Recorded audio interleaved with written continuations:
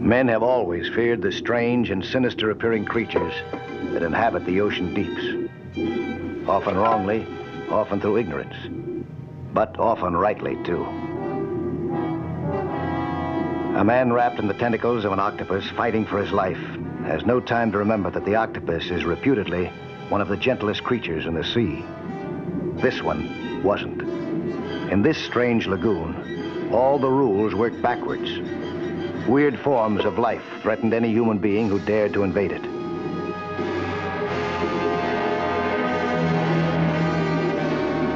This man fought a losing battle against a creature which had no right to attack him.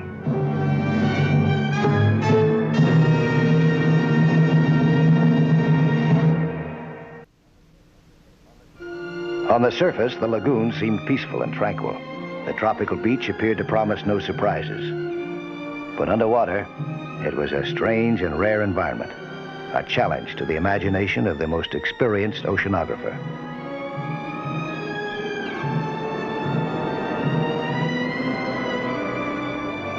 I'm Mike Nelson.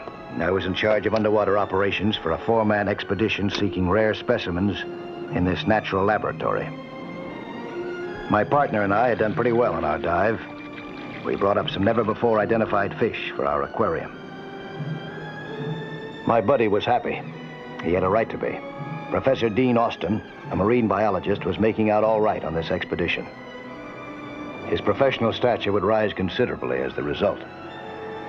Dean's fiancée, Betty Raynard, a photographer for View magazine, was the 3rd member of our party. Her diving buddy was a Tahitian, Andre Villard. Where's Andre? I don't see him. Neither do I. He'll be coming along pretty soon. Oh, you were working together. Why didn't he come up when you did? Well, the fish he was chasing went down in a canyon, and if I'd gone with him, I'd have lost mine. Once you get locked in on a picture, you don't see anything else, do you? You can if you want to get a good picture. There are other things in life, dear. I know.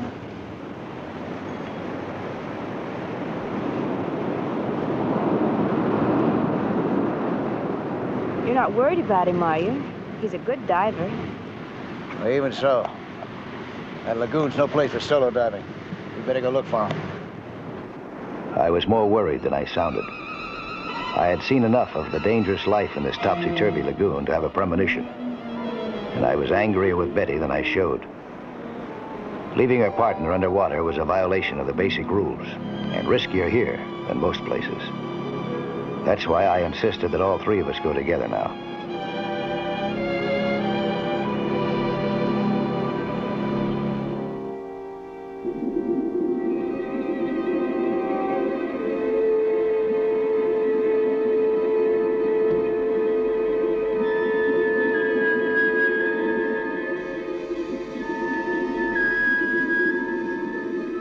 We headed for the area where Betty had last seen Andre. Even now, I was struck by the curious contrasts in these waters. Near the shore, the water was warm and tropical. But as we headed over a ridge, we hit cold water currents, and the terrain changed dramatically. It was as if we were swimming into another world.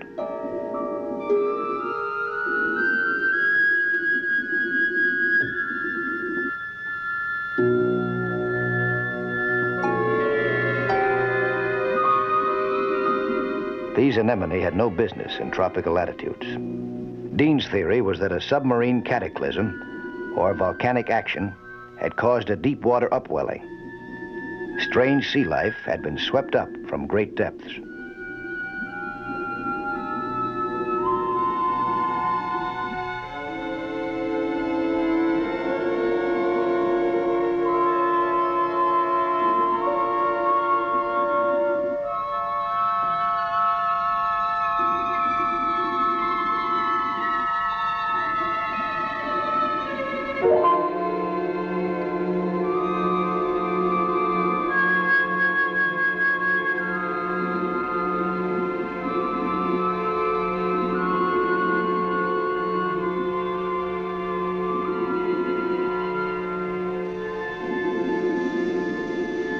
Betty was the first to spot Andre. I went after him.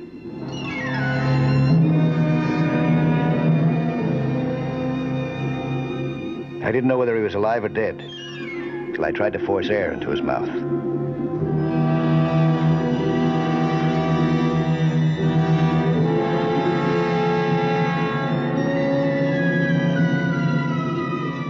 Finally, I knew.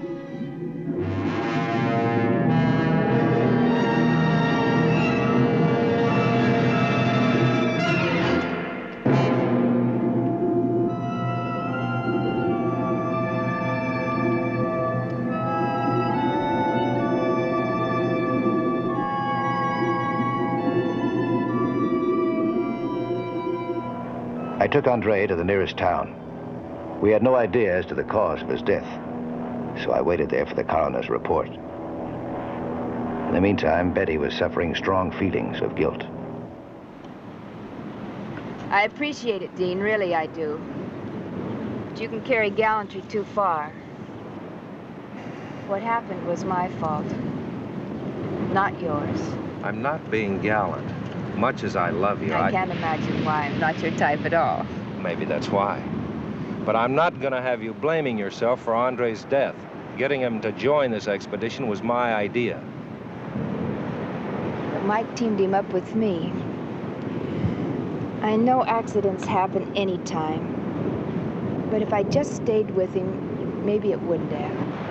The wounds on his body weren't accidental. They were made by some kind of creature. It's a lucky thing you didn't stay with him.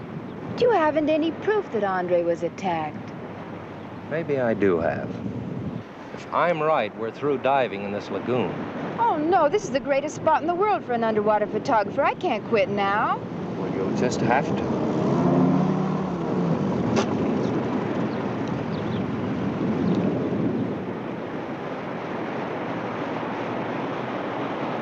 Mike, what'd you find out? The autopsy show anything unusual? Death by drowning, the coroner calls it. But you don't agree. Well, he was drowned, all right. What about those marks on his neck and on his face?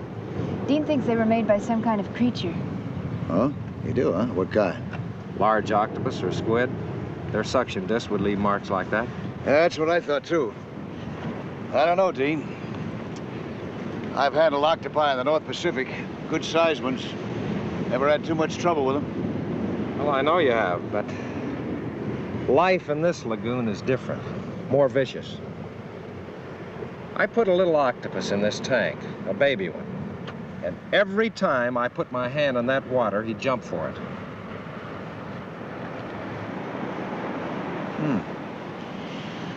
I hate to sound cold-blooded, but if Andre was killed by a big edition of Dean's baby monster, I've just got to get pictures of it. But you're not going to get pictures because we're packing up and getting out of here. But, Dean, you don't have all of your specimens yet. Well, that's true, and I'd like very much to continue collecting them with Mike. And I think we could without too much danger, but the risk of losing you is too great. You haven't sense enough to be afraid. You think it's sensible to be afraid. I don't. This expedition could make history. I think it's very foolish to call it off because you're afraid for my safety. I don't blame him, Betty. He just wants you to stay alive long enough so he can marry you. When you get interested in a picture, brother. I assure you I want to stay alive long enough to marry Dean, too. Darling, suppose I faithfully promise to stay inside all of the time. What do you think? Well, those marks could have been made after Andre was drowned. That's possible. We'll never know if we quit now. You win again. Okay, let's get wet.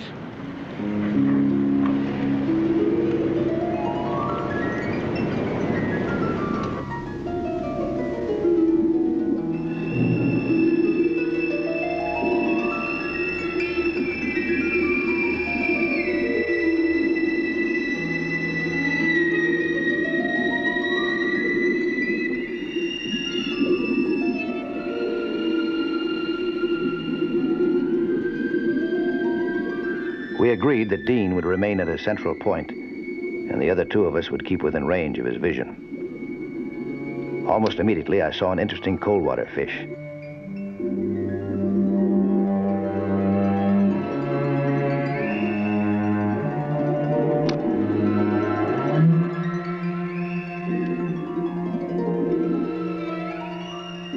Betty was on her way after another specimen. Dean tried to keep both Betty and me in sight.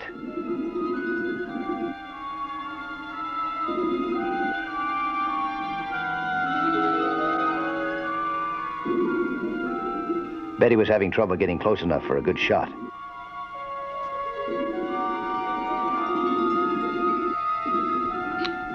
Now she saw another strange fish and headed after it.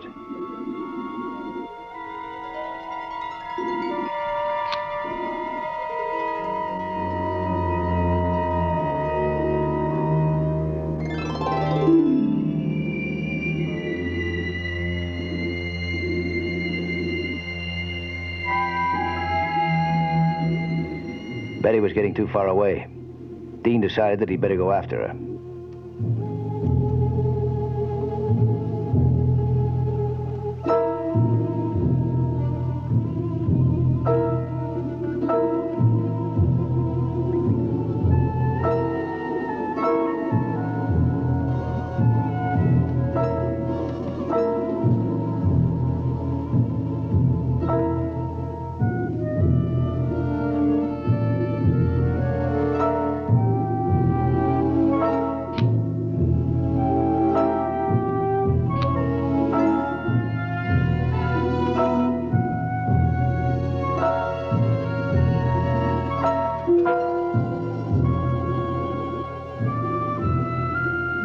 Betty shook Dean off.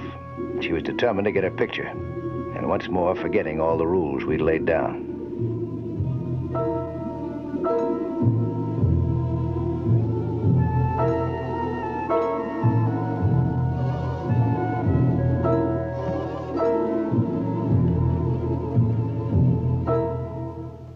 I had lost my specimen, and I suddenly realized I'd gone farther than I intended. I started back to our rendezvous point.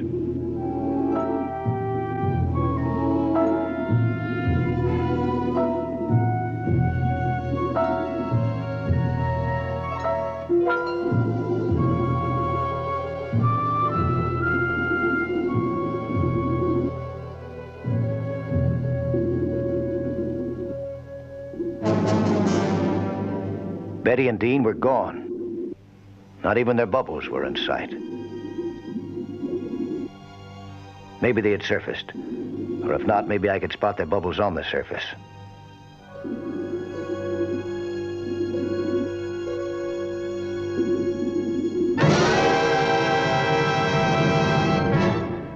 Dean's blood went cold. The octopus was moving forward to attack.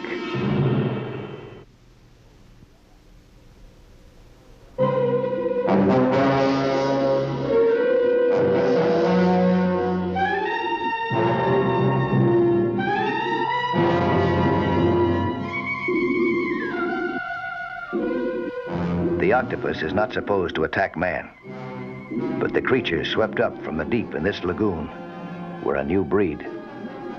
Dean was trying to get Betty away from it, to safety, but she wanted her picture so badly that he had to pull her away by force.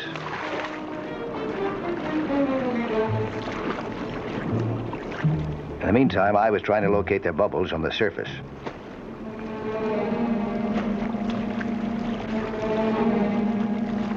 I couldn't. I went back down for another look around on the water, and that way I just missed them.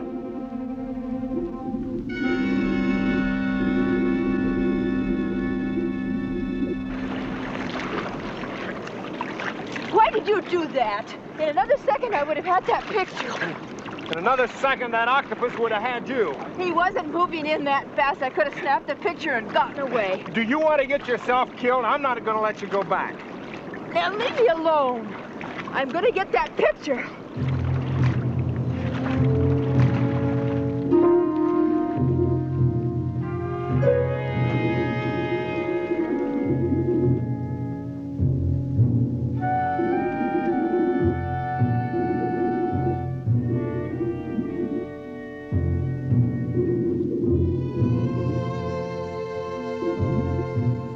They hadn't returned to our rendezvous.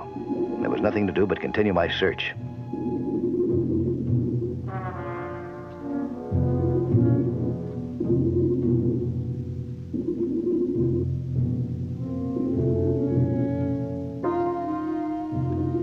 Unfortunately, I didn't find them soon enough.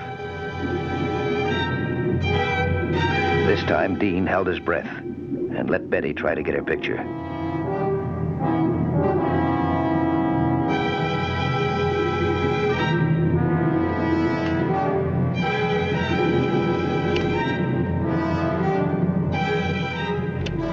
Betty backed away cautiously, her eyes still on the octopus.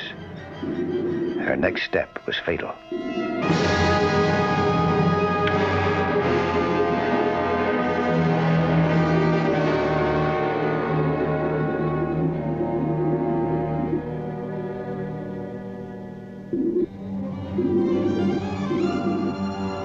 Dean fired and missed.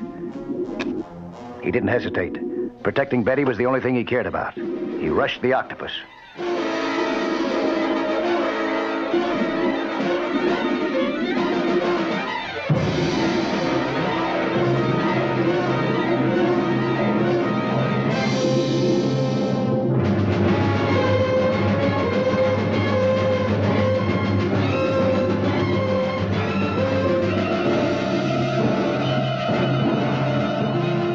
Betty was finally free, but she was so paralyzed with fear she didn't even think of her camera.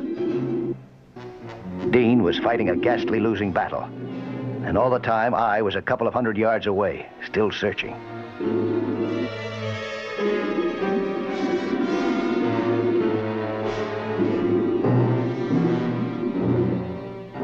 Octopi weren't the only frightening creatures down here. When Betty saw the snake, her paralysis snapped. She had only one idea: to get away.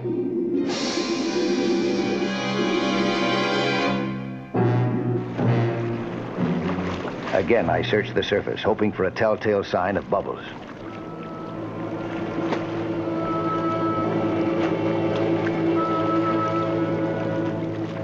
Finally, I saw them.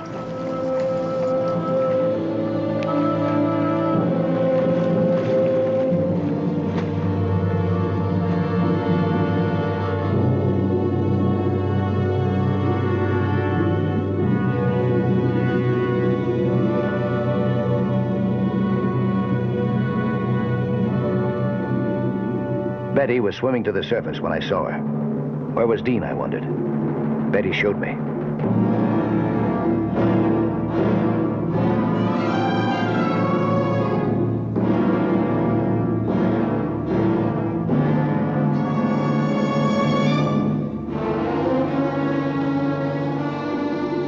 I never got the chance to help him, for suddenly there was another of these vicious giants, and this time I was the chosen victim.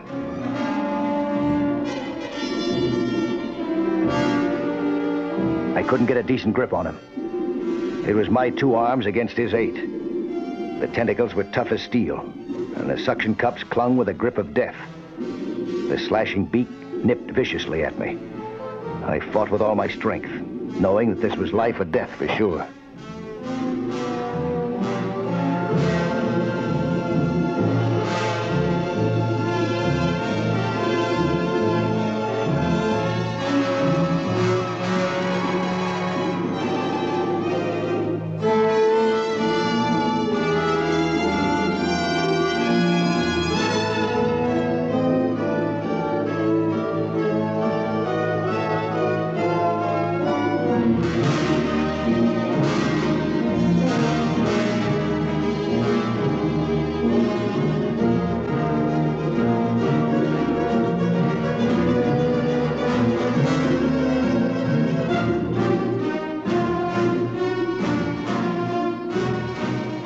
Finally, I got a hand free and reached for my knife. I slashed and slashed again and again. I couldn't find a vital spot. The creature's body absorbed the blows, and I didn't even draw blood.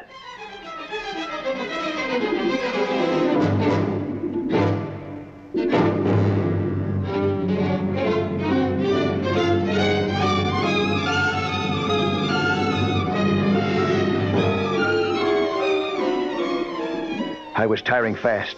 Then, from way back in my memory, came the recollection of a trick used by skin divers in Puget Sound. I got my hand into the gill of the octopus, held it there, and shook with all my strength.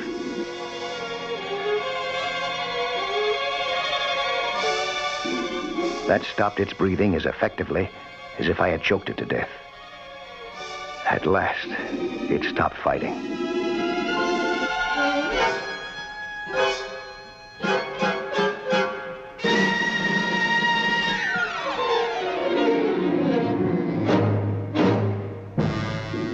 Now, finally, I could look around for Dean.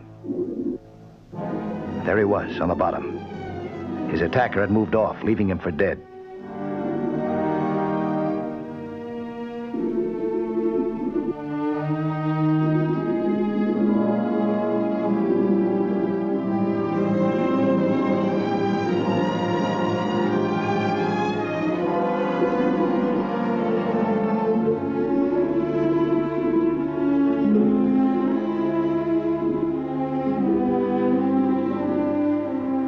He was in bad shape by the time we got him ashore. Betty applied mouth-to-mouth resuscitation, while I tried to restore his heartbeat with a closed-heart massage. For a while, it didn't look as if we could bring him back to life. Breathe. Any pulse? No. Breathe. Breathe. Breathe.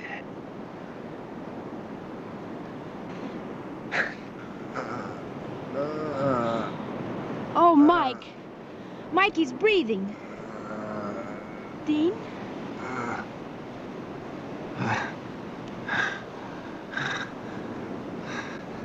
Thank heaven you're safe. I was afraid you'd go back for another picture. I threw the camera away. What? Get that blanket for him, huh? Let's keep him warm.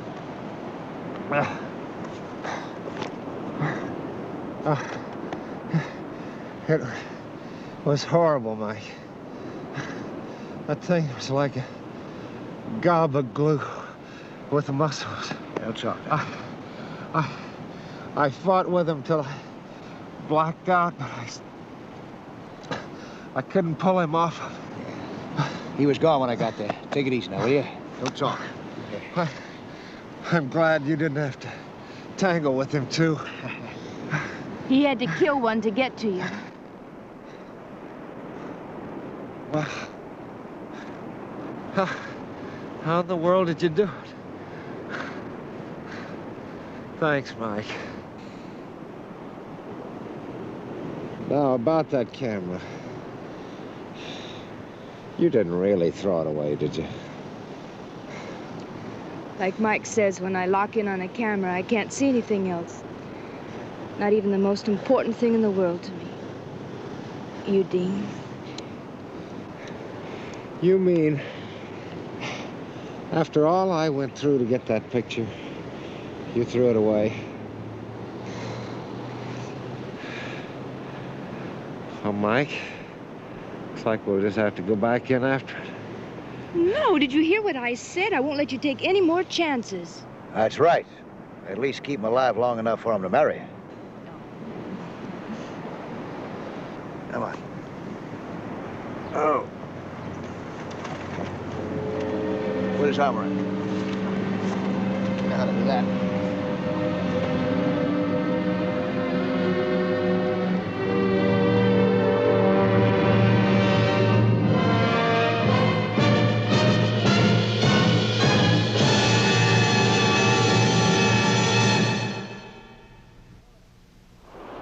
Hello there. I'm Lloyd Bridges. Skin diving is fun and adventure for young and old, but it can be dangerous. So know the sport well and don't take any chances. Be with you next week for another exciting sea hunt.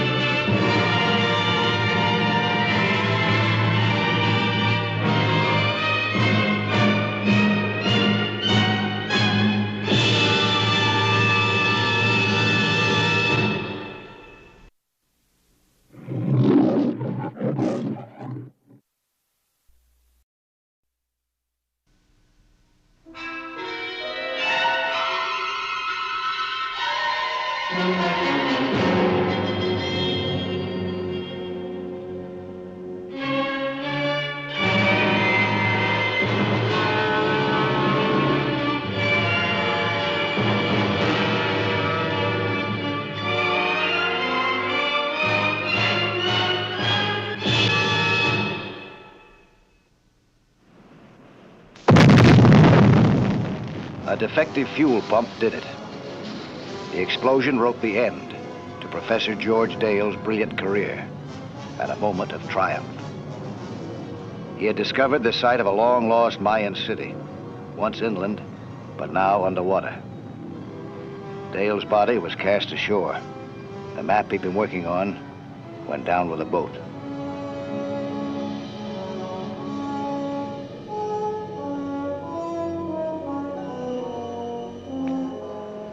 A year later, his daughter, Elena, hired some salvagers to recover the map. The wreck had to be located first, though, and they hadn't been able to. So she sent out an SOS for me.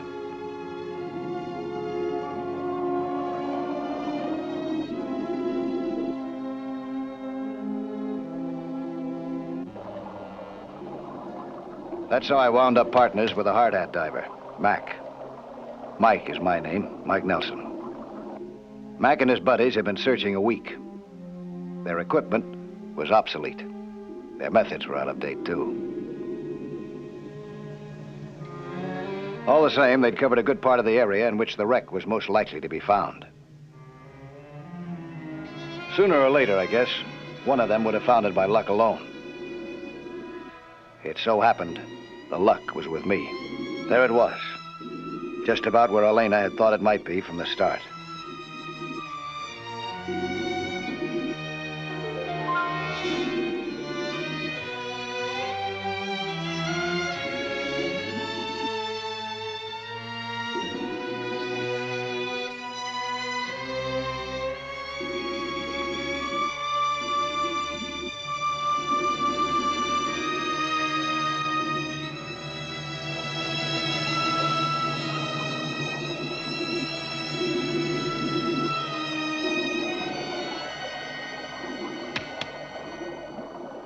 I got it through Mac's helmet that I'd found the wreck.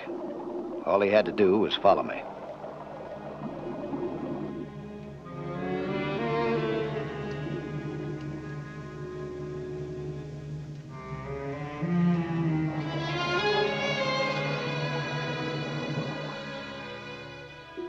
Mac was just a short distance behind me when I got back to the wreck.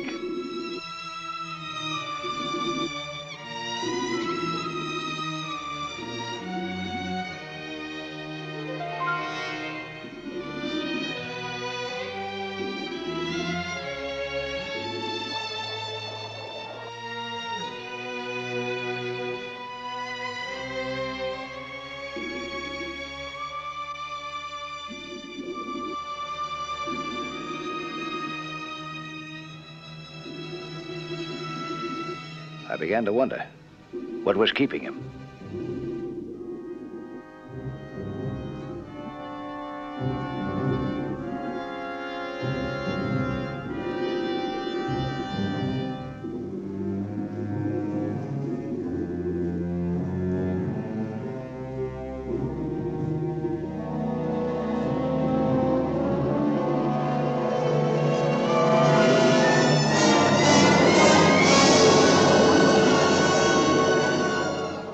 I'd asked the wrong question. It wasn't what was keeping Mac, but where had he gone?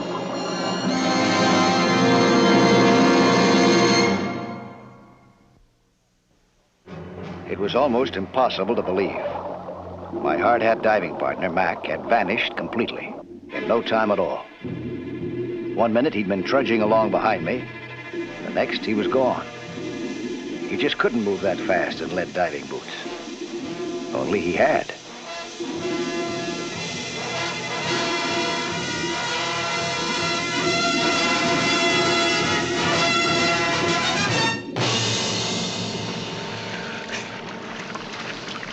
Is Mac aboard? What? Did you haul Mac aboard? No, of course not. They're still pumping air to him. Well, tell him not to bother. He's not hooked into that air hose anymore. What are you talking about? Don't fool around. Haul up the hose and see for yourself. I'm going down to see if I can find him.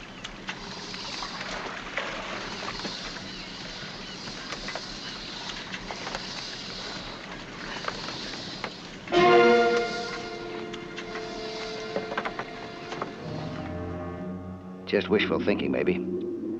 But assuming that Mac had been conscious when his airline snapped, then he might still be alive. Then That is, if he'd managed to seal in the air inside his suit at the time by turning a shut-off valve. That would have given him 8 minutes air. Presumably, he'd used it up by now, but now you never can tell. I didn't dare give up looking yet. The last time I'd seen him, I'd been just about here. We'd exchanged signals. He'd started to follow me. I was sure he had. How come, then, that there wasn't a mark of his boots on the sand? I couldn't have been dreaming. Or could I? Well, I'd have to try and figure it out upstairs. I couldn't down here. My air was gone.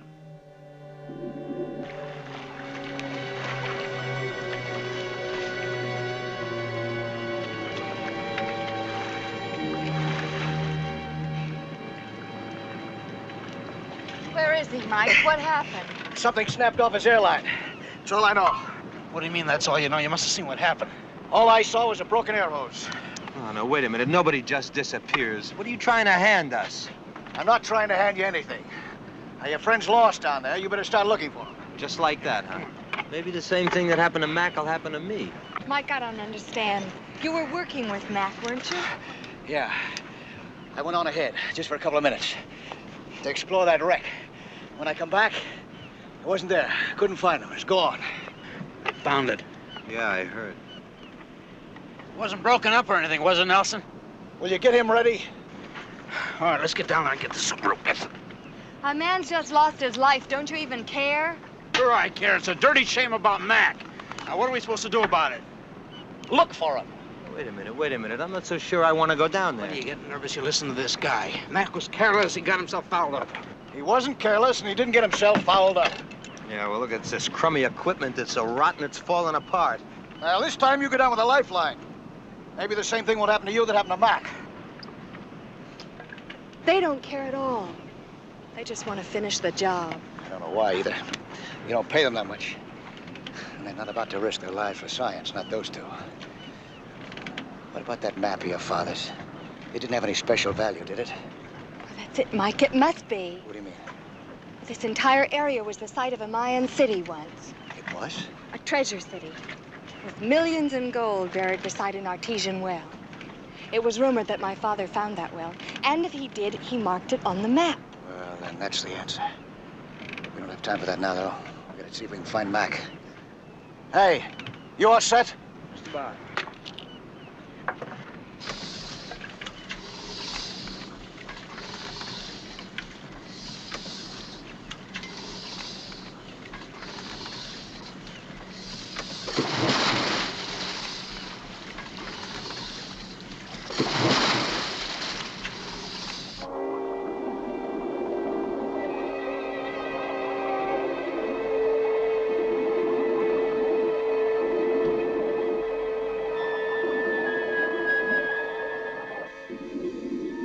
Slade and I split up to double our coverage of the area.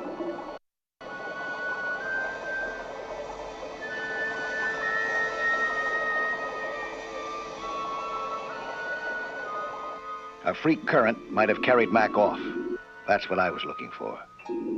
I took it for granted that Slade was also on the hunt for Mac. After all, they'd been buddies.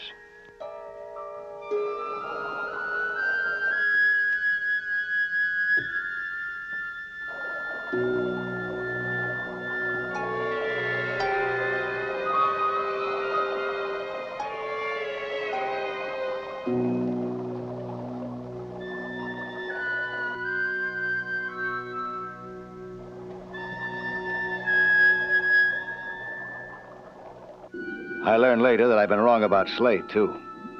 He wasn't searching for Mac. He was looking for the wreck.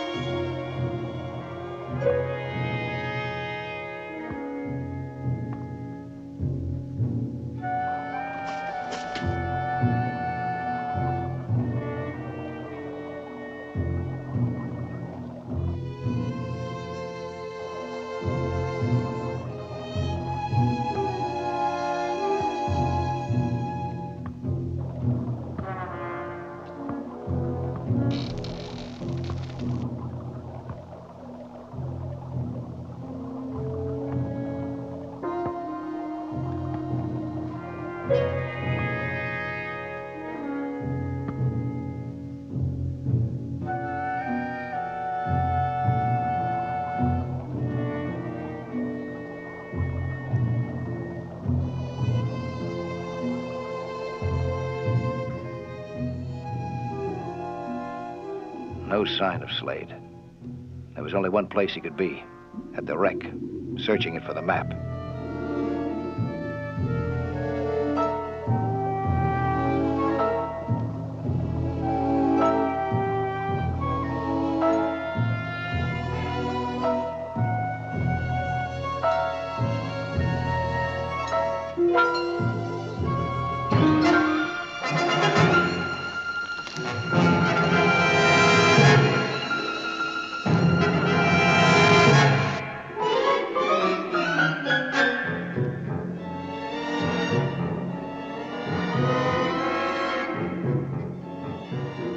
Then I saw it.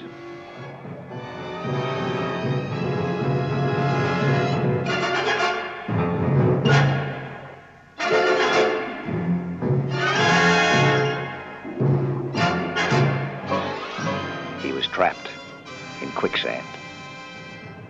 I didn't dare put my own feet down into it to help him. I'd be caught too.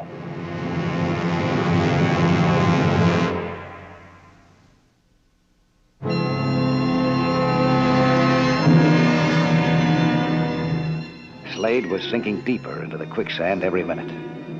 I couldn't haul him out without getting trapped myself. The trouble was that the crew upstairs had let his lifeline go slack. I signaled for them to take in the slack and pull.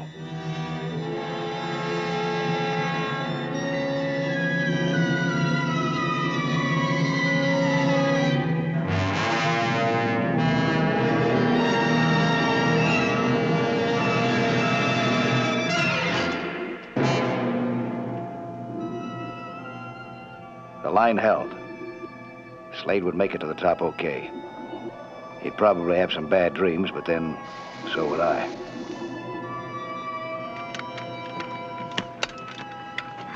All right, take it easy and relax. I'm okay. I'm okay. Well, now we know what happened to Mac. I'm sorry I ever started this.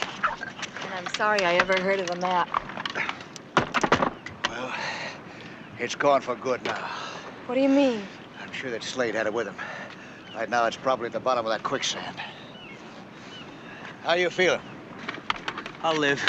What happened to you? Did you go looking for that map? I found it. That little tin box she was talking about. I had it right in my hands. And I stepped into that stuff.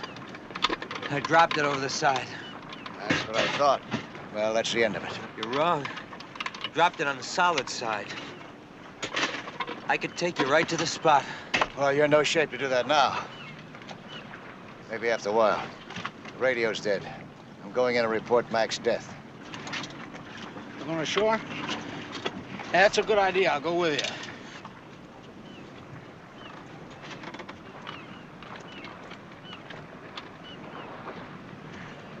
I won't be gone long. You'll be okay, huh? Mike, I'm going down there. What? What are you talking about? I'm going down there while you and Young are away. Slade won't be any problem the way he's feeling. But you don't know how to use a tank. Dive with a hard hat. I know how to handle that kind of diving equipment. No, it's too dangerous. Mike, I want that map, and I don't trust them. It's too dangerous. Now, you promise me you're going to stay here?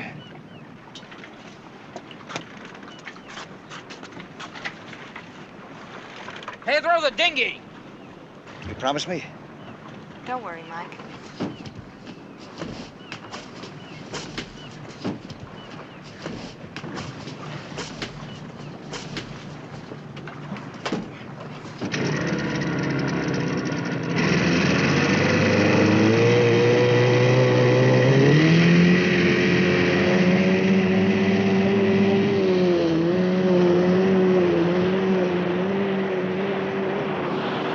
So let's you and me have a little talk. About what? About the future. Now, what do you think that map is worth? I don't know. Why don't you get to the point? There's a fortune down there. That's what I think it's worth. We're hired help. What that map is worth doesn't concern us. Brother, well, there's a pile of money where we can get our hands on it. It concerns me. Now, you're the kind of guy not gonna let me get away with it. Is that right? You wouldn't kill me for just a piece of paper, would you? I kill you for what it represents. But you don't even have that map. I'll get it. I don't think you will. Take a look.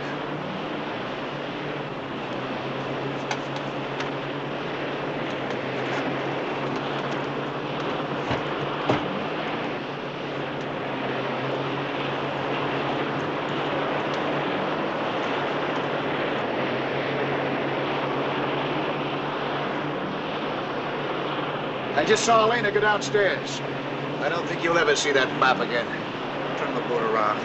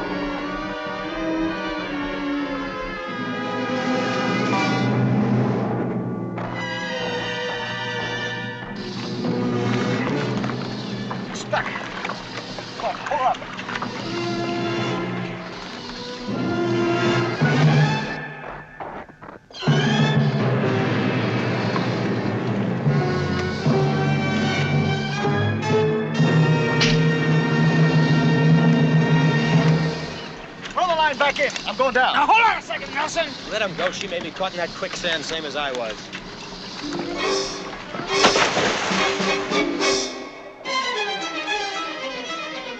I followed her airline down. I was hoping every foot of the way that it wouldn't lead me to what I'd found on the end of Mac's line. Nothing.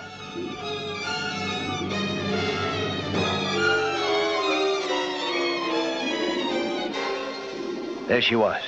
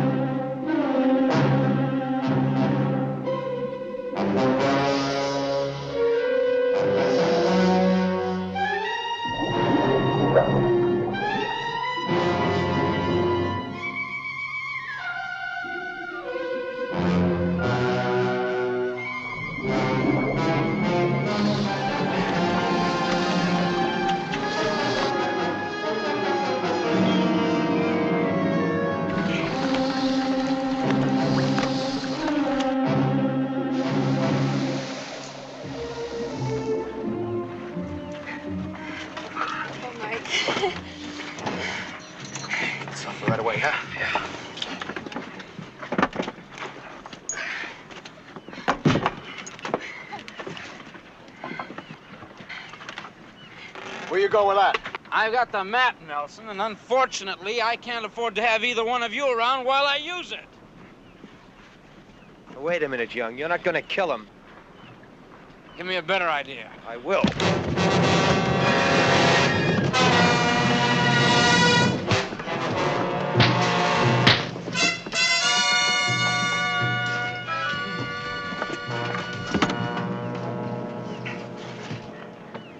Well, that was a pleasant surprise. You saved my life. Here, I guess this belongs to you. No, you can have it. You're kidding. No, I don't need that map. I can find that treasure without that. I know where it is. It's at the bottom of the quicksand. You're joking, aren't you, Mike? Nope. The sea swept over that Mayan city. The sand covered up its buildings. But nothing could be done about that artesian spring. It just kept on bubbling. And formed the quicksand. That's right. That's where that treasure is now. Nobody can get at it. Here. You want this? You remember your father by? No. I just want to forget the whole thing. Mac's death. Him. Well, I'm with you.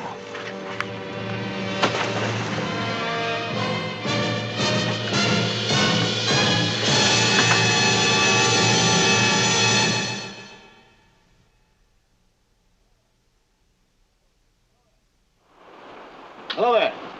I'm Lloyd Bridges. Skin diving is fun and adventure for young and old, but it can be dangerous. So know the sport well and don't take any chances. Be with you next week for another exciting sea hunt.